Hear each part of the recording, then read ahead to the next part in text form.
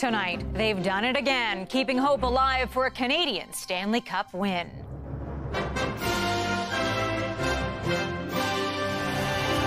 Fans pumped up for the Edmonton Oilers.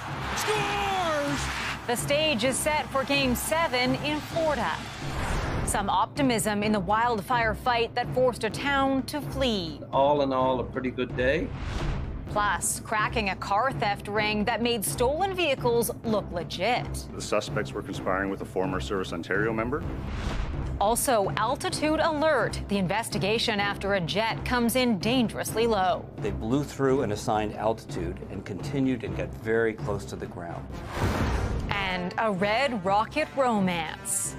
When he first saw my mom get on the streetcar, he said he envisioned her in a wedding dress. The tribute to a life together that started on a Toronto streetcar.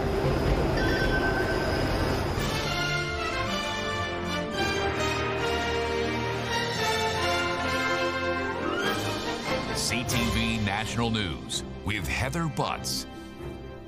Good evening. A thrilling night for hockey fans across the nation. Canada's Stanley Cup hopes still alive tonight. The Edmonton Oilers making the remarkable comeback in this series to win Game 6, forcing a Game 7 against the Florida Panthers. The Oilers got off to a roaring start, taking the lead in the first period and just didn't stop, getting them one step closer to the first title for this country in 31 years. The energy is electric inside and outside the arena, and that is where we find CTV's Jeremy Thompson tonight. Jeremy. Well, Heather, last time we spoke, I told you you were coming to Edmonton at the perfect time. I misspoke. This is the perfect time. For the first time since 2006, the Edmonton Oilers are heading to a Game 7 of the Stanley Cup Finals, and these fans could not be happier. They've been going crazy since the final buzzer went. It is a 5-1 victory. Florida made it interesting with an early goal in the third period. Really a beautiful play to put it behind Stuart Skinner. But they just couldn't get anything else going. The Oilers wound up with 2 additional empty net goals to seal this thing and send it back to Sunrise, Florida. As you can see, there's going to be a lot of partying tonight. They already played La Bamba once here tonight. These fans are just loving this. They were down, of course, 3-0 in this series. The Oilers have come all the way back, bringing the series back to Sunrise, Florida now, and this is just a fraction of the fans that are downtown celebrating tonight in Ice District. There's thousands more across the street. They're going to just enjoy this victory until Game 7 goes in Sunrise, Florida on Monday night. They'll be celebrating from Clairview to Collingwood tonight. Heather? Still one more game to win. Jeremy, thanks. Canada Soccer says it is deeply disturbed by the racial abuse of one of its players. The online hate comes after a match against Argentina at the Copa America tournament. CTV's Quebec Bureau Chief Jean-Pierre Boschman is following the story. The fallout of a Canada-Argentina face-off has left many struggling with how ugly slurs have marred the beautiful game. Late in the match, Canadian defender Moise Bombito made a sliding tackle, touching the ball, then making contact with the ankle of Argentina's legendary Lionel Messi. The captain was clearly in pain, but soon returned to play, setting up his team's second goal in a 2-0 victory. C'est une expérience en or, bien évidemment. After the game, Bombito, who is from Montreal, said going up against dominant Argentina was a golden opportunity. What he likely didn't know at the time was that his social media feed was filling up with abuse and slurs. Canada Soccer posted that it was aware of and deeply disturbed by racist comments made online. It also said it was communicating with tournament organizers and with the governing body, CONCACAF. It said in a statement to CTV News, "We stand with Canada Soccer in condemning the disgraceful social media posts aimed at Moise Bombito, and that it was seeking ways to investigate the accounts which posted racist material." Stories of discrimination in soccer and its impact have shaken the soccer world for years. And in March, Brazilian superstar Vinicius Jr. broke down as he described the emotional toll of fans' racist abuse, taking the joy out of the game. Today, Bambito posted this image online, writing, "My beautiful Canada," and adding, "No room for that BS." Soccer is the most watched sport in the world, with an estimated 4 billion fans worldwide. Officials said today they would continue to use its reach to promote inclusivity and respect. Heather. Genevieve, thank you. A pedestrian has been killed and several others injured after a series of events on a remote BC highway. It started with a school bus crashing down an embankment. The bus was carrying more than 30 elementary school students and staff. Police say there was a subsequent collision on the highway involving a pedestrian who died despite life-saving efforts. Officials say numerous people on the bus were taken to hospital with varying injuries. There is new support for crews battling wildfires in Newfoundland and Labrador. Water bombers from Ontario and Quebec will help teams trying to keep flames near Churchill Falls from crossing a river and spreading to the town. CTV's Sarah Plowman has the details. In the battle against Labrador's wildfires, rain is helping. So are these water bombers from Quebec and Ontario, doubling the fleet in this fight.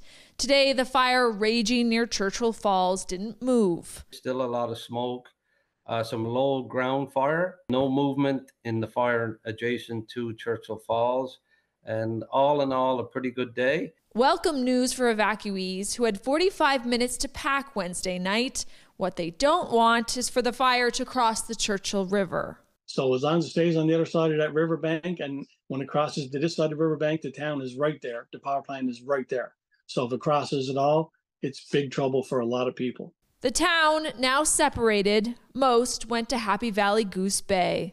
Driving away was a little bit surreal for me because that's home. Some headed for friends' houses, others to a shelter set up in a gym. And many families came to that same center and adopted a family and said, "Come stay with me." Within 24 hours, the shelter was no longer needed. Everyone had a billet, an apartment, or a hotel room. People say, what was that like when you're given such limited time to pack up what you can?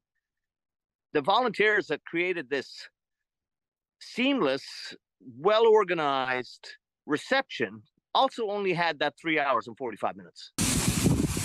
A few dozen workers stayed to keep the hydro plant running, generating power for Newfoundland and Labrador and some parts of Quebec. How we are feeling about the fire today versus yesterday. I think we're feeling even better today than we did yesterday.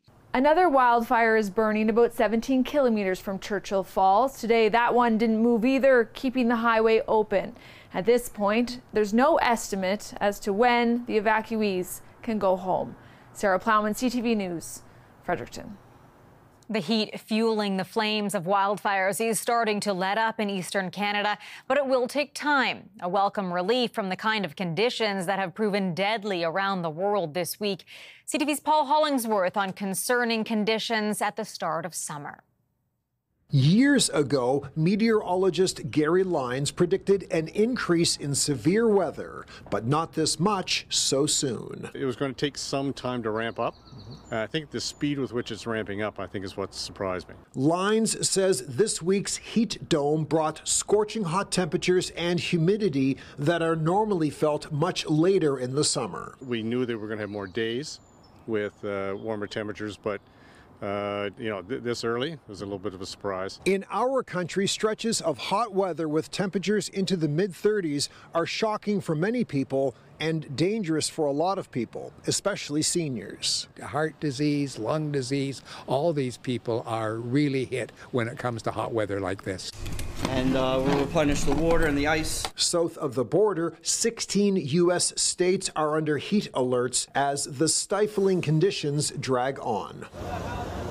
In Saudi Arabia, temperatures surged past 50 degrees Celsius. Officials say more than 1,000 people have died during the Hajj pilgrimage to Mecca. The people are very religiously motivated. For some of them, it is once in a lifetime affair. Many areas in Europe continue to suffer through record-breaking heat.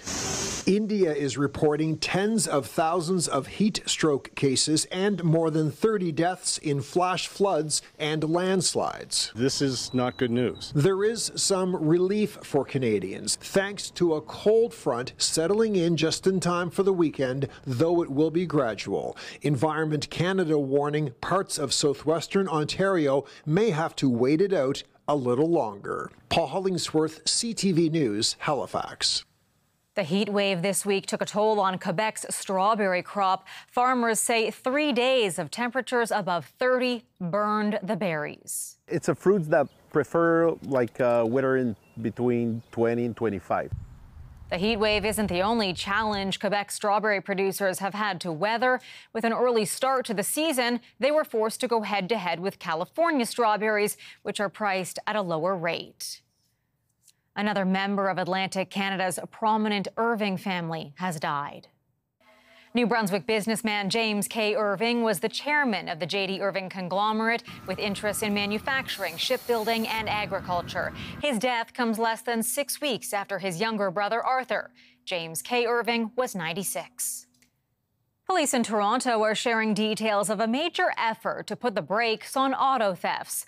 The project targeted a crime ring responsible for re-VINing dozens of vehicles. One person who allegedly helped in the process, a former Service Ontario employee. CTV's Mike Walker has the details. More than 100 stolen vehicles were recovered from a major auto theft ring that Toronto police say involved changing the vehicle identification numbers before selling the vehicles to unsuspecting buyers across the GTA. Their work has led to 4 arrests, 28 charges laid, and over 100 stolen vehicles linked to the accused, worth approximately $9.5 million. The 5-month investigation, dubbed Project Poacher, started back in January. Investigators allege the suspects conspired with a former Service Ontario employee who created fake registrations to make the vehicles appear legitimate. The suspects would provide the former employee with vehicle identification numbers from vehicles that had previously been sold or exported out of the country. In exchange for money, the former employee would then create new, legitimate-looking vehicle registrations and license plate. Some of the vehicles, police say, were registered to people who didn't exist or were deceased. The vehicles then sold through online marketplaces. The purpose of re-VINing is essentially to create a domestic market for stolen vehicles. So rather than exporting them out internationally, now these vehicles can be sold for value within the province or country. The investigation was launched after police arrested the Service Ontario employee in a separate investigation last year dubbed Project Safari that included trafficking in vehicle and driver information. When reviewing documents seized from Service Ontario, we came across certain patterns and names that led us towards this group of individuals. The nonprofit investigative firm Equite Association reporting in Ontario last year, auto theft insurance claims exceeded $1 billion for the first time. Organized crime is using these re-VIN vehicles to fund their criminal operations. Police and insurance experts urging used car buyers to be vigilant. If it's in Ontario, the seller must provide a used vehicle information package. But again, don't take it at face value. And then look at a Carfax report. A Carfax report really shows the history of that vehicle. Among the stolen vehicles recovered, police say were 21 luxury vehicles worth $1.8 million. Investigators say there are no outstanding suspects. Heather. Thanks, Mike. The mayor of a small town in southwestern Ontario says 4 people found dead at a rural property are from the same family. Harrow is really tight. Almost everybody knows everybody. So our whole community, our hearts are broken. A mother, father, and 2 children were found dead at their home in Harrow, south of Windsor. Police discovered their bodies yesterday afternoon.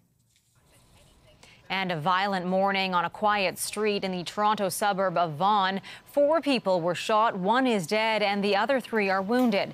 Investigators say the victims were targeted.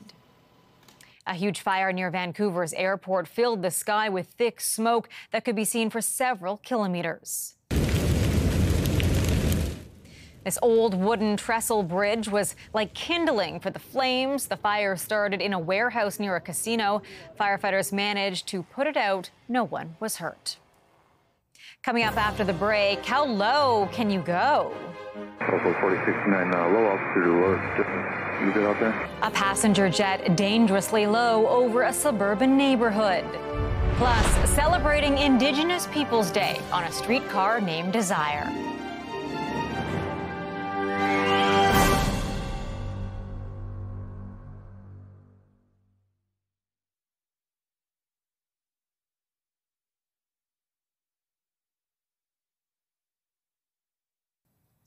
Just as the summer travel season is about to take off, passengers on one flight over Oklahoma had the kind of scare nobody wants to experience. Their plane coming so close to a neighborhood that home security cameras helped capture some of the ordeal. Here's CTV's Joy Malvin.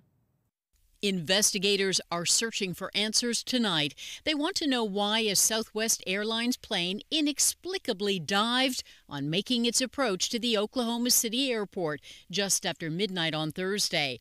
This doorbell security camera video shows the plane flying dangerously low over an Oklahoma suburb, over homes and a local school, at one point flying at roughly just 160 meters above the ground, triggering a warning from air traffic controllers who asked, 4069, low altitude alert. Just you good out there? Neighbors say the too close for comfort flight rattled them and their homes. I was kind of like halfway in between sleep and awakeness, and I just hear this, and I thought at first like a storm was blowing in, like, because it just sounded like a wall of wind. The commercial jet eventually climbed back up, landing safely, and no one was hurt. But it's a mystery why the Boeing 737 dropped to such a low altitude in the first place.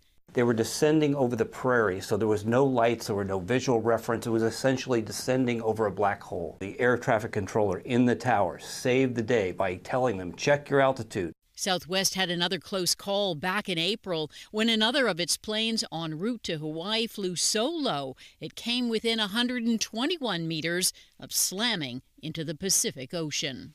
In a statement, Southwest says it is in contact with the FAA, that's America's aviation watchdog, to try and understand and deal with the aircraft's approach and figure out how this could have happened. Joy Malvin, CTV News, Washington. Another startling sight this morning for people in Detroit and across the river in Windsor, Ontario. The demolition of an old coal-fired power plant, sending a boom across the skyline and reducing the building to rubble in just seconds as a cloud of smoke and fire shot into the air. Still ahead, watching you work. Concerns over AI keeping an eye on the office.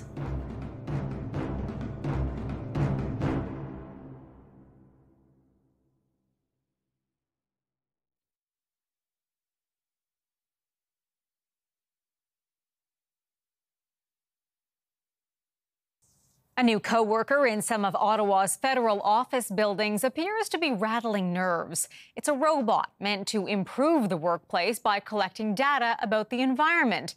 But as CTV's Heather Wright tells us, some wonder if it's going above and beyond its duties. This robot has been spotted roaming the offices of at least 3 federal buildings in Ottawa. It's designed to monitor air quality and temperature, but the union representing federal workers fears it could actually be monitoring them. It can be quite distracting for certain of our members, and again, demoralizing, knowing that there's a robot possibly checking in under attendance. The device is created by a company called Global DWS, which says it's designed to create healthy and safe workplaces. It's been very helpful in identifying and pointing out any readings from temperature, humidity, and air quality, and different indoor air gases. The federal government says the robot can't identify people, but it has a camera, and there are concerns it could be used to monitor employees and keep tabs on who is in the office. It's a real concern, some lawyers say, with artificial intelligence leading to a surge in employee surveillance. If an employer wants to, there's enough technology out there to know everything you're doing every single second of the workday. Luke Serta is an employment lawyer and says AI has made surveillance data easy to analyze. Maybe what was limiting employers in the past is what to do with all this data that can be collected, and now AI is able to filter and funnel that to create reports and audits that just make it just so convenient for employers to know everything they want to know about their employees. While Canada has laws that govern employee privacy, experts warn they aren't keeping up with technology, especially the speed at which things are changing due to artificial intelligence. Heather Wright, CTV News, Toronto. Today is National Indigenous Peoples Day, what Canada's first Indigenous Governor-General calls a, quote, powerful reminder of resilience, strength, and enduring spirit.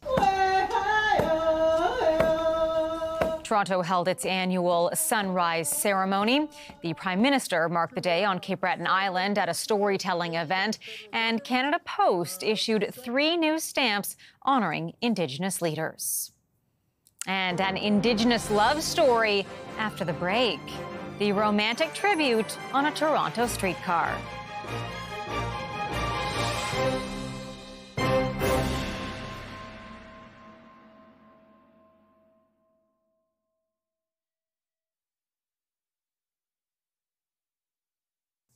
On this National Indigenous Peoples Day, a celebration of culture rolling down Toronto's famed streetcar tracks. It comes in the form of a love story born back in 1960. In tonight's Indigenous Circle, CTV's Donna Sound takes us along for the ride. On the 506 streetcar in Toronto, a family story told with pictures of love. It's something I could never have imagined in all my days. This is where back in 1960, Peter and Rita Bomberry first laid eyes on each other, and a true love story began. My dad said when he first saw my mom get on the streetcar, he said he envisioned her in a wedding dress. And then when my mom saw him, she thought he was the most handsomest Indian man she ever saw.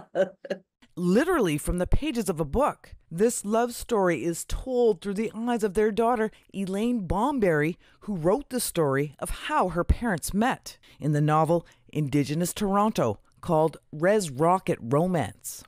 Denise McLeod works for the Toronto Transit Commission and was tasked to put something special together for National Indigenous History Month and National Indigenous Peoples Day.